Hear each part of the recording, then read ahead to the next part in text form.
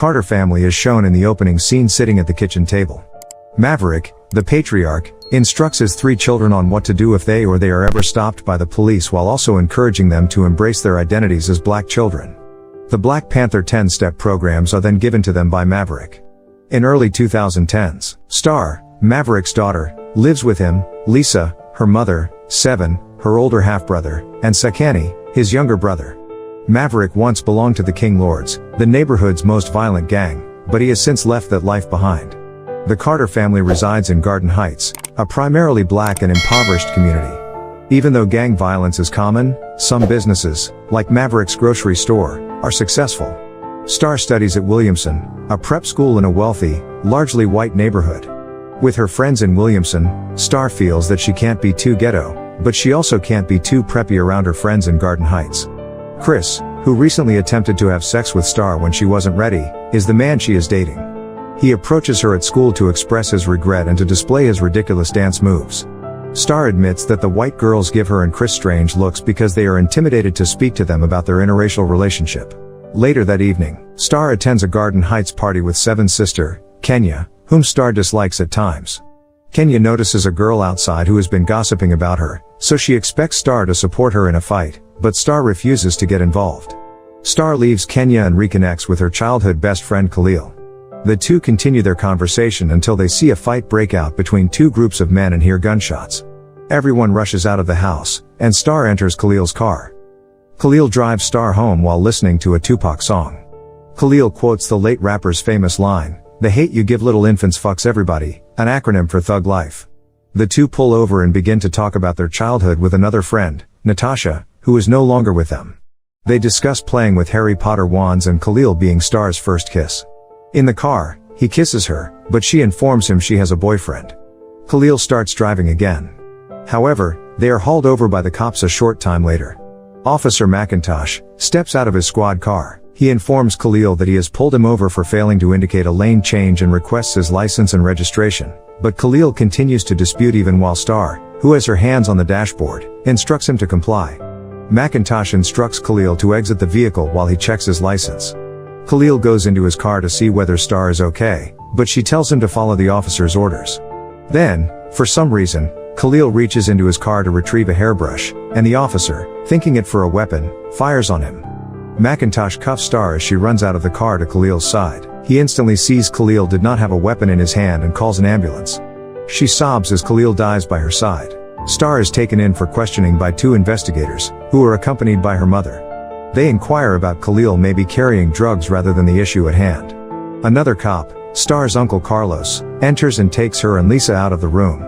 Even days later, Star is traumatized and disturbed by the occurrence, and she cannot bring herself to tell anybody at school about it. Later that day, Star attends Khalil's wake and expresses her condolences to his grandmother, Miss Rosalie, who tells Star that she was Khalil's only true friend. She also tells Star that Khalil was selling drugs for King, the King Lord's leader. Following the wake, Maverick and Carlos argue about whether or not McIntosh will be investigated for the murder of Khalil. Khalil's funeral is held at a church, and the Carters attend. Over the sound of the choir, Seven's biological mother, Aisha, orders him to join her, King, and his siblings in the back.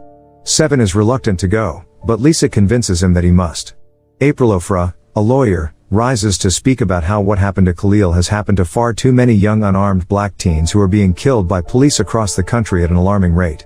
She also implies that she is aware that Star was a witness to Khalil's shooting, despite the fact that this information has not been made public. April pays a visit to the Carters that evening to offer Star an interview about the incident. She appears hesitant, and April tells her it's fine if she doesn't. Star mentions Natasha's death before April departs. They were playing with Khalil as children until Natasha was killed in the streets by a King Lord. Star was afraid to tell on him for fear of retaliation from him or the other King Lords. She later learned that the shooter had been killed in an unrelated rival gang hit months later, but she still did not speak up, and she has felt guilty ever since. April tells her not to feel guilty and that this is her chance to bring Khalil's case to justice. Star's parents accompany her to the interview, where her face and voice are blurred. She briefly tells the interviewer what happened the night Khalil was shot, and that he was working for the King Lords. King became furious on seeing this on TV. Later, while the Carters are eating, Star and Maverick notice King and his thugs standing outside, threateningly. Maverick exits the building to deal with King, who is aware that Star mentioned him in the interview. This results in a quarrel, which is broken up just as the cops arrive, with two officers approaching. Maverick calmly obeys the cops until one of them, a black officer, presses him against the window in front of his family. Lisa rushes out to give the cops his ID, but things escalate when the white cop asks Seven for his ID. Star and another woman videoed the confrontation to show how cops treat black people, and the cops back down and leave the family alone. When they return home, Star tearfully apologizes for causing King to go after them.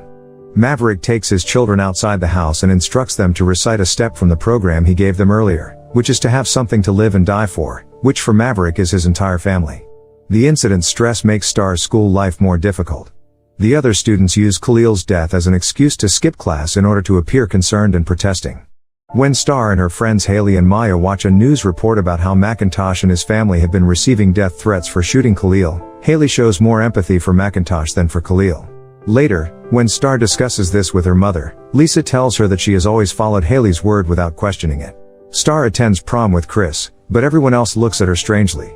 He takes her into his limo and tells her that he knows Star was a witness to Khalil's death and is upset that she withheld this information from him. Star believes Chris is unaware of her situation as a black girl and appears to disregard her identity as a black girl. Chris disagrees, claiming that he sees her for who she truly is. Chris takes Star and Seven home after they reconcile so that he can meet Maverick. The meeting goes poorly because, while Lisa is excited to meet Chris, Maverick is not thrilled that Star is dating a white boy. After Chris has left, Maverick tells Star that he feels he has failed to show her what a black man should be, to which Star responds that he has shown her what a man should be in general. As the family embraces, gunshots from King's goons ricochet through the house. Despite Lisa's protests, Maverick brings the family to Carlos's house to stay for safety, but he and Seven return to stand guard at the house in case King returns.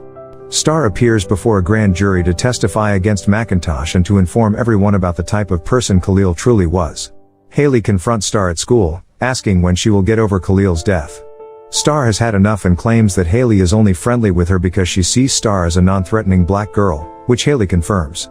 She also tells Star that Khalil would have been killed anyway because of his history as a drug dealer, and that it made sense for the officer to mistake his hairbrush for a weapon. Star then takes Haley's hairbrush from her backpack and begins yelling at her while holding the brush as if it were a weapon, causing Haley to cry. Star tells her that she now understands how black people feel. Kenya then texts Star to go pick up Seven because King has beaten him up. They arrive at King's house, where Kenya and her younger sister Lyric are caring for Seven's injuries. Aisha tells the kids to beat it because King is returning soon and she is just trying to drink. As the kids were heading to the front door, King arrives in his car. Leisha sends the children out the back door for their own safety. The group arrives near City Hall, where a large crowd has gathered to protest. As they approach City Hall, Star tells Chris to get Kenya and Lyric out of there for their own safety. A SWAT team stops the crowd, as Star spots April, who hands her a megaphone so that she can be heard. Star stands on a vehicle and declares to the crowd that she witnessed Khalil's death, but so did everyone else. While the crowds are being moved, the police begin to use tear gas grenades. Star grabs one and hurls it back at the police as she flee with Seven, but the gas blinds them. On their way, Maverick's friends meet the kids and load them into their pickup truck, along with two others. Star instructs them to go to her father's store to get milk to relieve the effects of the tear gas. The men take Star and Seven to Maverick's shop, where they pour milk on their faces. The men depart, which King notices. While Star is listening to messages from her mother, King's goon sets fire to the store. Star and Seven attempt to flee through the back door, but it is locked. Two other shop owners notice the fire and attempt to open the back door. When Maverick, Lisa, and Sakani arrive, Maverick takes his children out. When King notices this, he dashes toward them. Maverick threatens King and reaches into his back for the gun, only to discover Sakani holding it and pointing it at King. To everyone's surprise, two white cops arrive and draw their guns on Sakani. Star raises her hands in the air to protect her younger brother and yells at the cops, asking how many more of them must die before they understand. Sakani drops his gun, and the cops turn away from him. Following multiple testimonies, King is arrested, and his reign over the neighborhood is over. Star and Chris are on better terms than ever before. She is no longer friends with Haley, but she remains close to Maya. Seven graduates from high school and plans to attend college the following year. Maverick's shop is being rebuilt, and he and Carlos are getting along better. Star visits Khalil's house, where Miss Rosalie tells her she can take whatever she wants from Khalil's room.